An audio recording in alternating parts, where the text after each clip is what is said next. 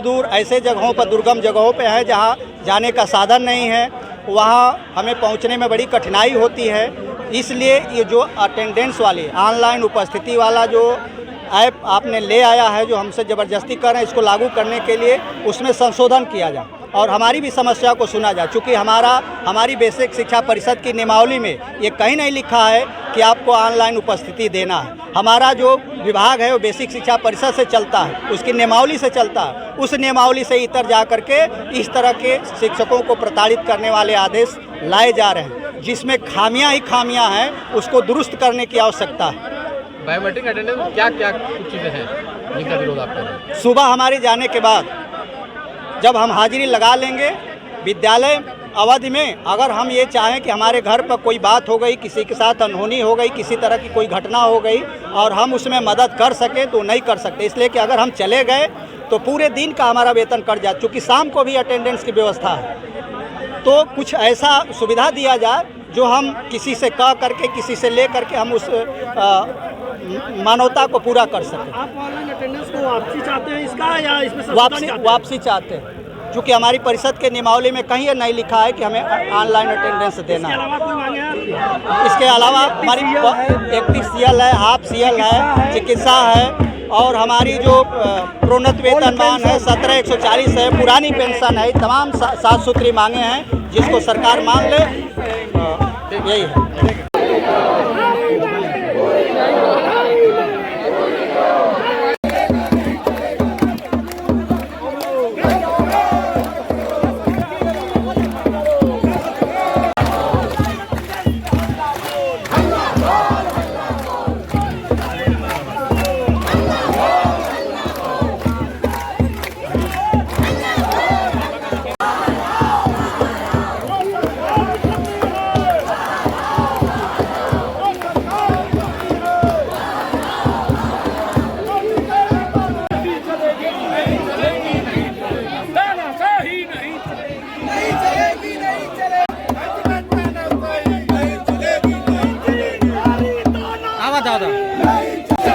योगी तेरी तानाशाही नहीं चलेगी, नहीं चलेगी। काला कानून वापस लो, वापस लो, वापस लो। काला कानून वापस पूरी हो, नारी मांगे पूरी हो, नारी मांगे पूरी हो, नारी मांगे पूरी हो, नारी ये अपना पूरा पर्चा बता। विनोद कुमार उपाध्याय, कलेक्ट्रेट आए हुए हैं क्या? डिजिटल जो है अटेंडेंस के विरोध में हम लोग यहाँ पर उपस्थित हुए हैं। बहुत सारी बातें जो है अन्य मीडिया चैनलों पर हमने बोल दिया है। एक बात जो कहना चाहते हैं, आप बंधुओं से भी मेरा निवेदन है कि उसको हर जगह पहुँचाना चाहिए आप लोगों को। हमसे जो ज़बरदस्ती काम कराया जा रहा है, एक शिक्षक से ज़बरदस्ती डंडा के बल पर काम नहीं कराया जा सकता है। माने और हाथ जोड़कर आप लोगों से मेरा सभी मीडिया बंधुओं से निवेदन है कि बहुत तकलीफ है इस शासन और सत्ता में।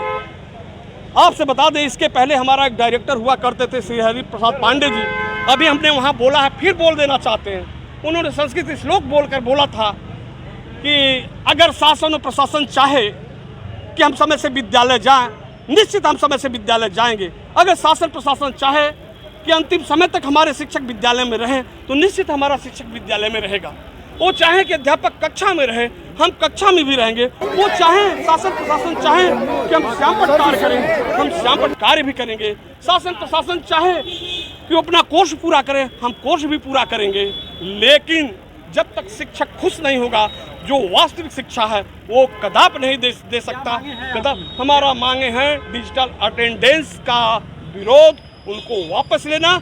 इसके सिवा हम किसी दूसरी बात पे राजी नहीं हैं। और हमारी जो पूर्व में जितनी मांगे थी ये पूरा करें। हमारा प्रोन्नत 10-12 सालों से है। आप जनपद वाराणसी में जाकर जिला बेसिक शिक्षा अधिकारी महोदय से पूछिए, हमारे अध्यापकों की बहुत सारी मांगे लंबित फाइल पड़ी हुई है सालों से, उसको कोई पूछने वाला नहीं है।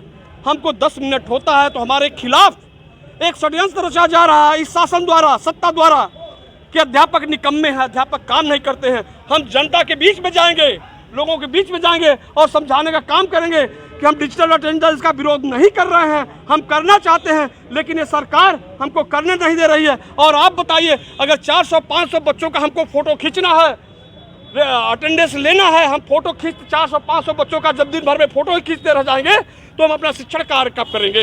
ये बातें उनको ऐसी कमरे में बैठकर समझ में नहीं आ रही है, यही हमको कष्ट है। आज जनपद वाराणसी प्रधानमंत्री जी के क्षेत्र से मैं आह्वान करता हूँ कि हम अब केवल शिक्षण कार्य करेंगे।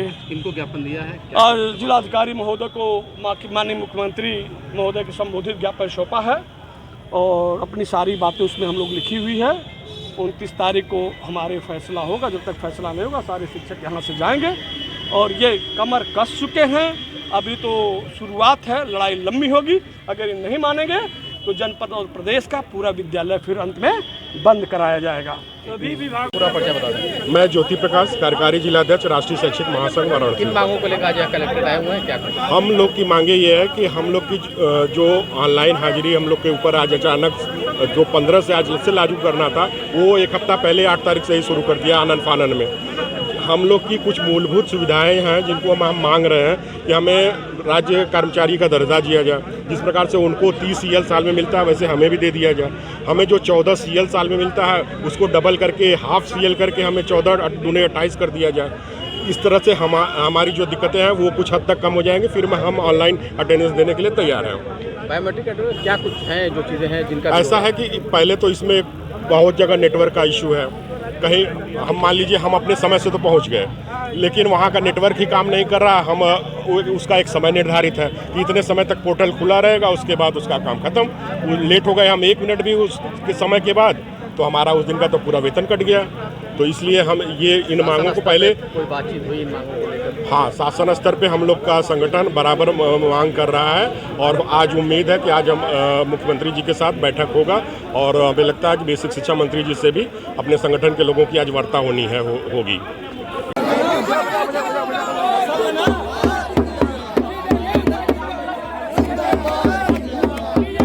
एकत्रित होकर डिजिटल अटेंडेंस के खिलाफ अपना मत रखने आए। उन्होंने ज्ञापन दिया है माननीय मुख्यमंत्री जी को एड्रेस करते हुए। हम लोग तत्काल ये कंसर्न माननीय मुख्यमंत्री जी के संज्ञान में लाएंगे, फिर जो आदेश होगा उनका अनुपालन होगा। सर कितनी मांगे हैं, सिर्फ ऑनलाइन अटेंडेंस के अलावा क्या क्या मांगे हैं? अभी देखिए, जो प्राइमा फेसी मुझे पढ़ने पर सबसे पहला डिजिटल अटेंडेंस ही लग रहा है। इंफ्रास्ट्रक्चर को लेकर ठीक।